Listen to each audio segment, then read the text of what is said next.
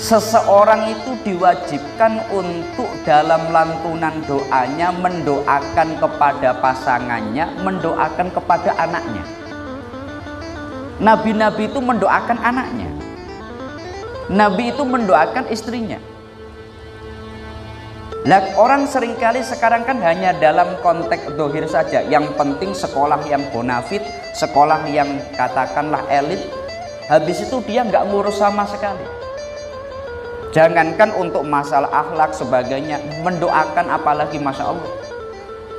Nah, semestinya harus tidak hanya sekedar anak ini sehat, tidak hanya sekedar pertumbuhannya baik, tapi juga harus didoakan betul.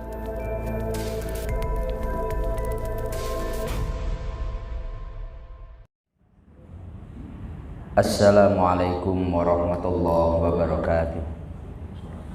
Alhamdulillah wa syukrulillah wa bini'matillah, la hawla wa la quwwata illa billah. Rabbi shrah li sadri wa yassir li amri wahlul 'uqdatam min lisani yafqahu qawli.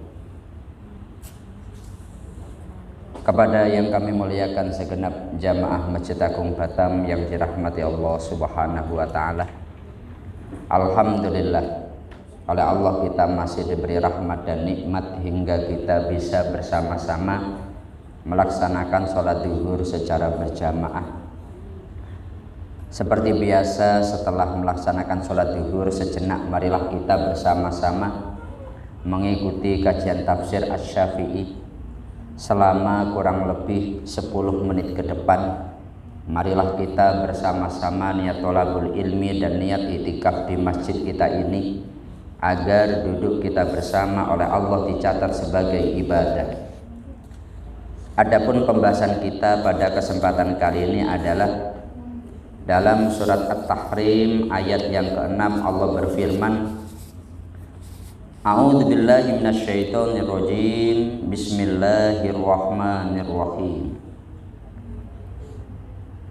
Ya ayyuhalladzina amanu qu anfusakum wa ahlikum naro wa quduhan nasu wal hijaratu 'alaiha malaikatun ghiladun shidadul la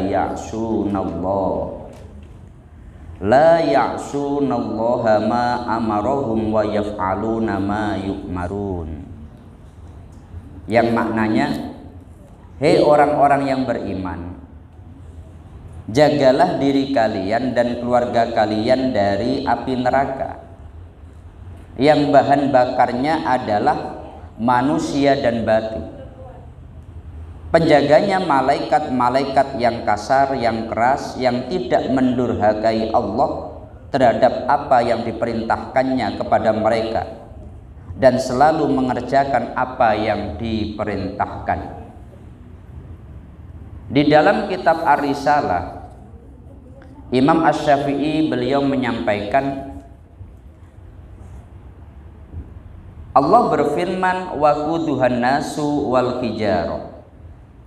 Dengan demikian kitabullah menunjukkan bahwa bahan bakar neraka adalah sebagian manusia. Dan ini juga didasarkan pada firman Allah yang lain, innalladzina sabaqat lahum minnal husna ulaika anha mub'adun. Ayat yang kita bahas ini adalah ayat yang sangat familiar di telinga kita bersama, yang seringkali ini menjadi nasihat daripada para alim, para ulama, para mubaligh, para dai, yakni Allah memerintahkan kepada orang-orang yang beriman, ku anfusakum wa ahlikum naro. Jagalah dirimu dan jagalah keluargamu dari api neraka. Yang neraka itu bahan bakarnya dari manusia dan batu. Kalau kita telaah di dalam kitab tafsir yang lain, dalam tafsir Jalalain, ayat ini maknanya adalah bilhamli ala ta'atillah. Seseorang hendaknya dia ketika ibadah kepada Allah, dia ibadah dan dia mendorong keluarganya pula. untuk bisa ibadah.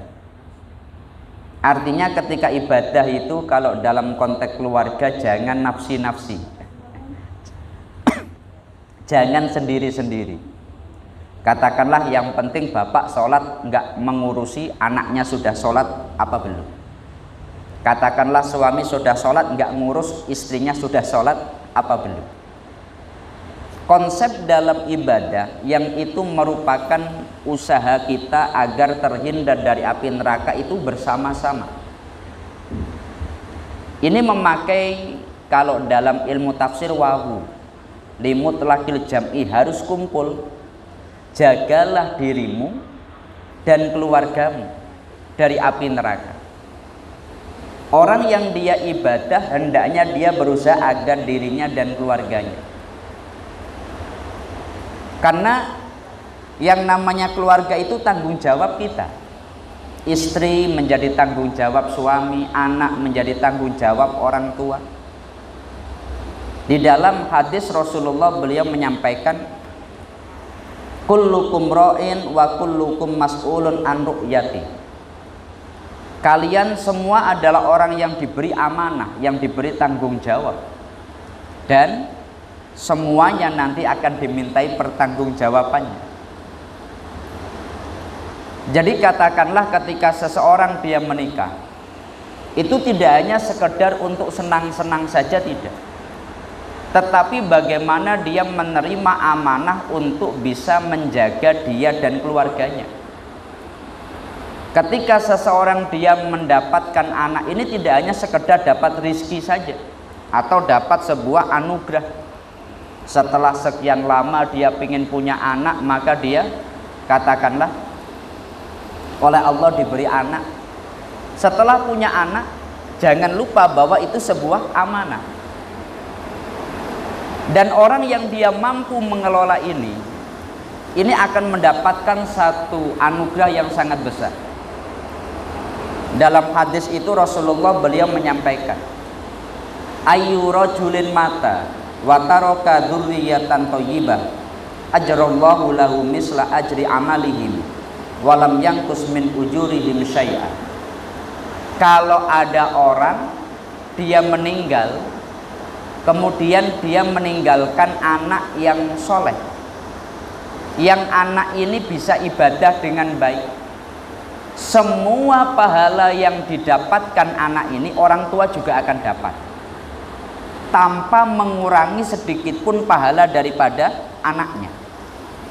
Anaknya karena didikan orang tua dia bisa sholat, setiap kali anak ini sholat orang tua dapat, meskipun tidak dengan didoakan, apalagi kalau sampai didoakan. Jadi prestasi orang yang dia mampu mengelola keluarganya, anaknya dengan baik, ini betul-betul luar biasa. Makanya dalam hal ini persiapannya harus jauh-jauh hari, harus dengan sabar. Di dalam hadis yang merupakan hadis masyhur Rasulullah beliau menyampaikan, muru abna'akum bis sholati lisab'in, perintahkanlah anakmu untuk sholat ketika dia umur 7 tahun. Padahal anak 7 tahun itu masih anak-anak, dia belum wajib sholat.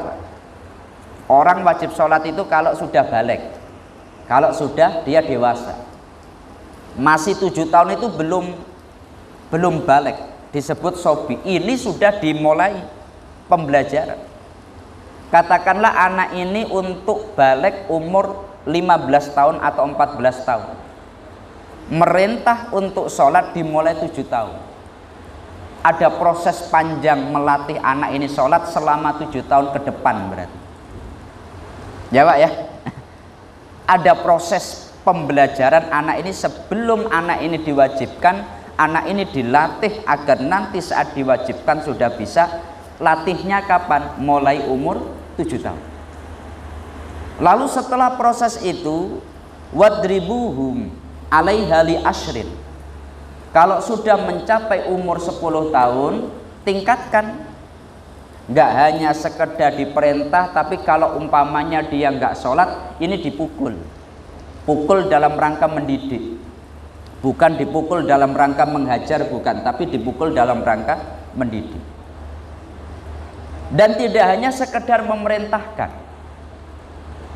Di dalam tafsir Qurtubi ketika menjelaskan tentang doa Nabi Zakaria alaihissalam, Rabbi habli min ladunka dzurriyyatan thayyibah innaka sami'ud du'a. Ya Allah, berikanlah aku dari sisimu dzurriyyah atau keturunan yang baik, sesungguhnya Engkau ya Allah Dat yang maha mengabulkan doa.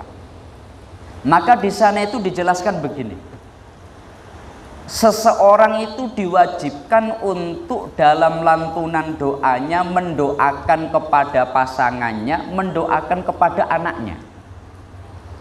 Nabi-nabi itu mendoakan anaknya, Nabi itu mendoakan istrinya. Lah, orang seringkali sekarang kan hanya dalam konteks dohir saja. Yang penting sekolah yang bonafit, sekolah yang katakanlah elit. Habis itu dia nggak ngurus sama sekali. Jangankan untuk masalah akhlak sebagainya, mendoakan apalagi, masya Allah. Nah, semestinya harus tidak hanya sekedar anak ini sehat, tidak hanya sekedar pertumbuhannya baik, tapi juga harus didoakan betul. Makanya di dalam tafsir Qurtubi, fa idza sabata hadza fal wajib 'alal insani ayyatadarra ila khaliqihi fi hidayati waladihi wa zawjihi bitaufiqi lahuma. Orang wajib untuk mendoakan anaknya, mendoakan pasangannya agar mendapatkan hidayah Allah, agar mendapatkan pertolongan Allah. Anak Anda ketika dia di pesantren atau mungkin di lembaga pendidikan, dengan kekuatan doa kita, orang tua, itu masya Allah ini. Nabi Zakaria dengan doanya akhirnya Allah menjadikan putranya sebagai nabi. Hannah dia tidak seorang nabi, dia perempuan biasa, punya suami namanya Imron, dia juga bukan nabi. Tapi dengan kekuatan doanya itu memiliki seorang putri yang paling mulia, Maryam. Nabi Ibrahim itu dengan kekuatan doanya, Robbi habli minas sholihin. Anak-anaknya semuanya nabi. Nah, makanya ini menjaga keluarga tidak hanya sekedar sebatas dohir, tapi juga bagaimana ibadah anak ini dan bagaimana kita ketika ibadah juga mengikut sertakan mereka dalam doa-doa kita bersama. Nah, ketika ini menjadi sebuah hal yang bisa dilakukan, menjadi prestasi, maka dalam hadis Rasulullah sebagaimana tadi, orang ketika dia wafat meninggalkan anak yang baik, semua ibadah yang dilakukan anak ini yang mendapatkan pahala, orang tua juga dapat, tanpa mengurangi pahala sang anak sedikit pun. Ya, semoga kita semuanya bisa menjaga diri kita dan menjaga keluarga kita, keturunan kita semuanya dari api neraka. Amin ya robbal alamin. Mungkin itu yang bisa kami sampaikan dari awal sampai akhir. Apabila ada kurang dan lebihnya mohon maaf yang sebesar-besarnya. Akhirul qauli wallahul muwaffiq ila aqwamit thoriq.